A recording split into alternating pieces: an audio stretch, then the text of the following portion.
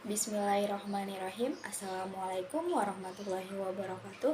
Perkenalkan, nama saya Nabila Rahmi dengan NIM 12130200125 dari kelas 3C Hukum Ekonomi Syariah. Di sini saya akan mereview materi politik hukum ekonomi syariah dari pertemuan 2 sampai pertemuan 7. Materi pertama, pertemuan kedua, yaitu dengan judul Konsep Dasar Politik Hukum. Politik dengan hukum merupakan suatu kesatuan yang tidak dapat dipisahkan karena politik hukum adalah sebuah perundang-undangan yang di dalamnya memuat konsep, asas, dan tujuan politik hukum ekonomi syariah, pula berkaitan dengan orang banyak.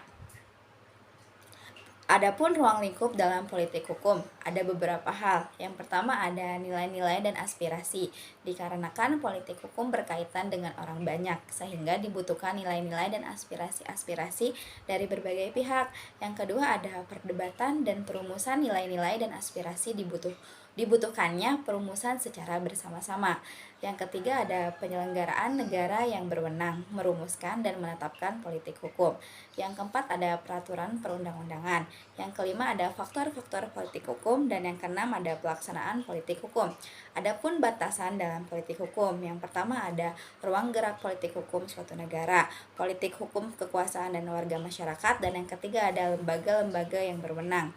Hubungan politik hukum dengan ilmu lainnya, ada ilmu hukum, hukum ketatanegaraan, hukum administrasi publik, ilmu politik, dan ilmu ekonomi. Materi kedua pertemuan ketiga yaitu dengan judul Relasi Politik Hukum. Relasi politik dan hukum memiliki timbal balik, keterkaitan, dan saling membutuhkan di antara satu sama yang lain, serta di antara kedua ini tidak ada yang menguasai ataupun mengalah. Adapun pendapat para ahli mengenai relasi politik hukum ini berbagai hal. Yang pertama ada John Austin, hukum itu tergantung kepada siapa yang memberikan perintah dalam pembuatan hukum. Yang kedua ada Hans Kelsen, tidak ada korelasi antara hukum dengan politiknya. Yang ketiga ada Stephen Heurel, hierarki tidak menitik beratkan tentang urutan perundang-undangan. Sebuah hukum yang lebih rendah hierarkinya tidak boleh bertentangan dengan hukum yang lebih tinggi. Yang keempat ada Daniel Lev, hukum itu di bawah sumber dinasti politik. Politik mendominasi hukum. Produk hukum tergantung situasi atau ideologi politik. Yang kelima ada H.L. Hart, hukum tergantung penguasa, dan hukum not berkorelasi dan politik. Yang keenam ada Lord Acton, relasi politik dan hukum mempengaruhi tiga hal. Yang pertama ada isi hukum, yang kedua ada struktur hukum, dan yang ketiga ada budaya hukum. Yang ketujuh ada Miriam Budiarjo, kekuasaan politik sangat mempengaruhi produk hukum. Yang keempat ada simbiosis mutualisme, politik dan hukum saling berkaitan dan politik dan hukum saling membutuhkan.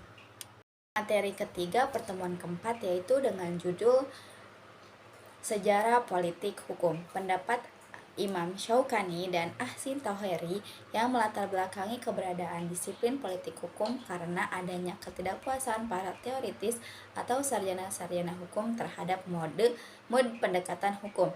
Dapat diketahui, aspek kesejahteraan studi hukum ini sudah ada sejak zaman Yunani kuno. Sacipto Raharjo menjelaskan pada abad ke-19, individu merupakan tingkat pengaturan hukum. Hukum yang sedang berkembang adalah hukum perdata yang meliputi hak kebendaan, pentral, perbuatan, dan yang lainnya. Pada saat itu keahlian hukum dikaitkan pada soal keterampilan teknis atau keahlian tukang. Jadi banyak orang yang merasa bahwa dengan memberlakukan hukum seperti itu menganggap hukum itu cukup sebagai hal yang independen dan otonom. Namun menurutnya hukum tidak bisa dianggap independen dan otonom karena perkembangan atau dinamika masyarakat sangat berkembang pesat pada saat ini. Sejarah politik hukum terbagi menjadi dua. Yang pertama ada implisit, yaitu pendapat Purnomo, keberadaan politik hukum dapat dilihat dari bagian seni dan keterampilan, karena di dalamnya terdapat kaidah atau aturan yang berlaku. Yang kedua ada eksplisit, dilihat dari buku yang dikarang oleh Supomo pada tahun 1947 yang menjelaskan soal politik hukum adalah pembangunan di Indonesia. Jadi kehadiran ilmu politik hukum ini sebagai disiplin ilmu karena ada kegelisahan atau ketidakpuasan daripada sarjana dan teoritis hukum terhadap metode pendekatan atau penemuan hukum yang selama ini dipakai. Kemudian sebagai antitensi yang berperanggapan bahwa hukum sebagai aliran yang independen dan otonom, artinya tidak memiliki ikatan dan relasi dengan entitas bukan hukum, maka harus bisa mengimbangi dinamika di masyarakat pada saat ini. Materi keempat pertemuan kelima yaitu politik hukum Islam. Menurut Ibnu Taimiyah dalam bukunya yang berjudul Siasah Syariah atau Politik Hukum Islam merupakan aplikasi dari Al-Maslahah Al-Mursalah atau pengaturan non-syara, yaitu yang mengatur tentang kesejahteraan manusia dengan hukum yang ketentuan-ketentuannya tidak termuat dalam syarah. Menurut sebagai para ulama, politik hukum Islam sebagai perluasan peran penguasa untuk merealisasikan kemaslahatan manusia itu sendiri, sepanjang hal itu tidak bertentangan dengan agama. Dalam politik hukum ada integrasi, yaitu pandangan bahwa politik dan hukum tidak bisa dipisahkan satu dengan yang lainnya. Maka dalam pandangan Ibnu Taimiyah, ketika hukum dikatakan sebagai suatu yang independen dan otonom, maka tidak berlaku. Dalam Islam dikenal dengan tadrij atau pembaharuan reformasi. Tajrid merupakan salah satu metode yang digunakan dalam Islam untuk melakukan pembaharuan terhadap hukum Islam. Ada beberapa pemikiran Ibnu Taimiyah yang berkaitan dengan ini.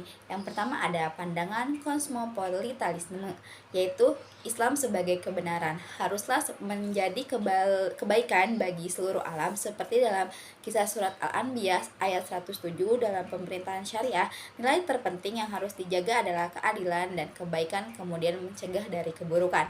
Yang kedua ada doktrin kekhalifahan. Doktrin ini memiliki isu sentral, yaitu kembali kepada Al-Quran dan hadis dengan membuang jauh-jauh perbuatan syirik, rof'ah, bid'ah, kemudian perkultusan seseorang dengan yang lainnya.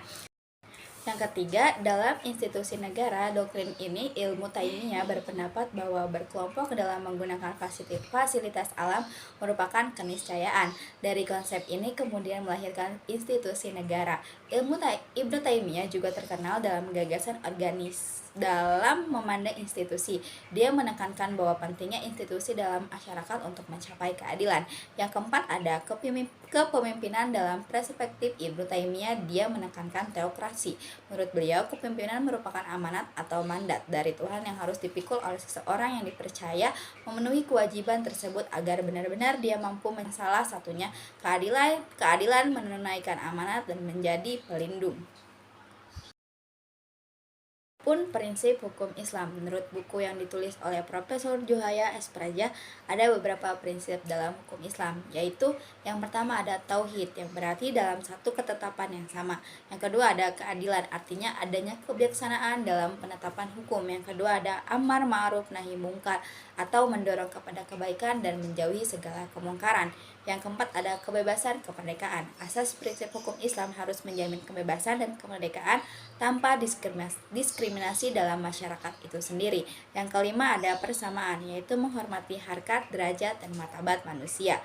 Yang keenam ada at-ta'awun sebagai penolong, dan yang terakhir ada toleransi, memperhatikan hak lain.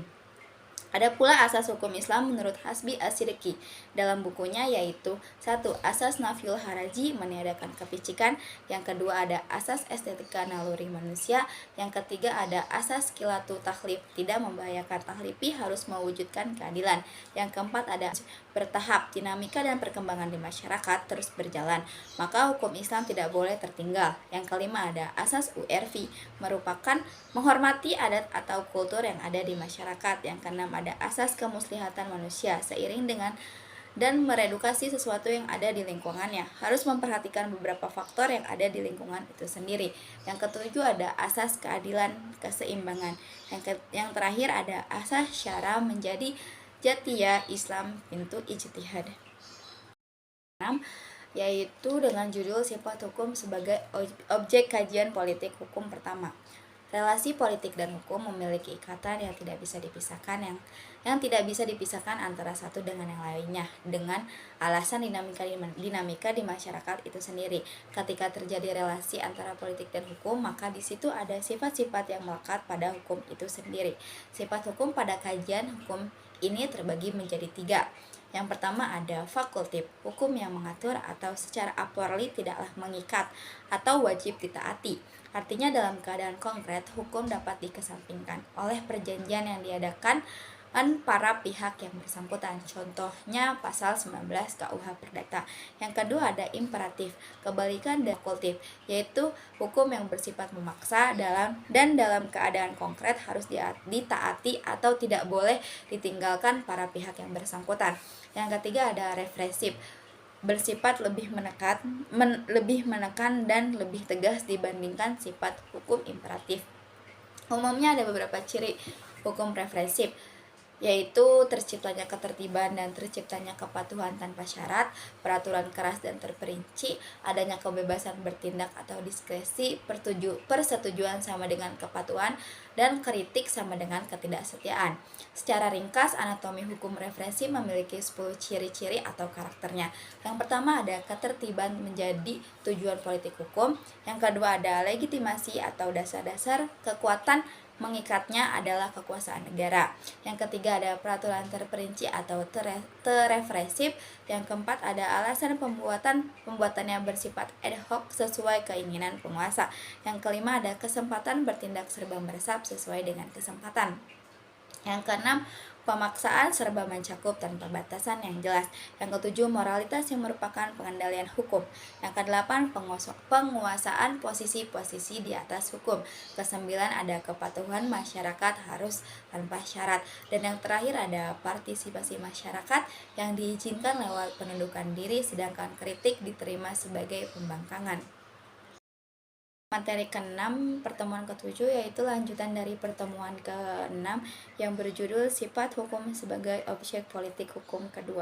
Sebelumnya telah dijelaskan 3 sifat hukum dan kajian politik hukum, diantaranya ada fakultatif, imperatif, dan represif. Selanjutnya sifat hukum sebagai objek politik hukum kedua, yaitu ada progresif. Sifat hukum progresif ini dikenal dengan istilah hukum modern atau mendorong peran publik dalam keterlibatan hukum karena menjadi subjek hukum. Maka publik juga harus memegang arah gerak dari hukum tersebut. Pada akhirnya sifat progresif ini akan membangun negara hukum yang berhati nurani. Hukum ini bersifat maju disesuaikan dengan keadaan masyarakat. Yang kedua ada otonom. Sifat hukum otonom ini bisa disebut dengan semi represif sebab karakteristiknya hampir mendekati dengan sifat represif. Sifat hukum otonom memiliki karakteristik yang teliti dengan ikatan penuh, sehingga dibatasinya partisipasi masyarakat. Namun, dengan prosedur yang mapan, pemaksaan pun dapat terjadi karena sempitnya penyerahan wewenang serta dibatasi. Tetapi keabsahannya berdasarkan prosedur yang benar. Yang ketiga ada responsif. Sifat hukum responsif ini lebih menyerupai sifat hukum progresif. Dilihat dari karakteristiknya yang terdiri dari di bawah asas hukum dan kebijakan, mewujudkan keadilan yang substansial, diskresi yang diperluas, dan menghindari pemaksaan. Ciri yang menonjol dari konsep hukum responsif adalah pergeseran menekankan dari aturan-aturan ke prinsip-prinsip dan tujuan, dan pentingnya kerakyatan baik sebagai tujuan hukum maupun cara untuk mencapainya. Cukup sekian review materi dari saya, kurang lebihnya mohon maaf. Wassalamualaikum warahmatullahi wabarakatuh.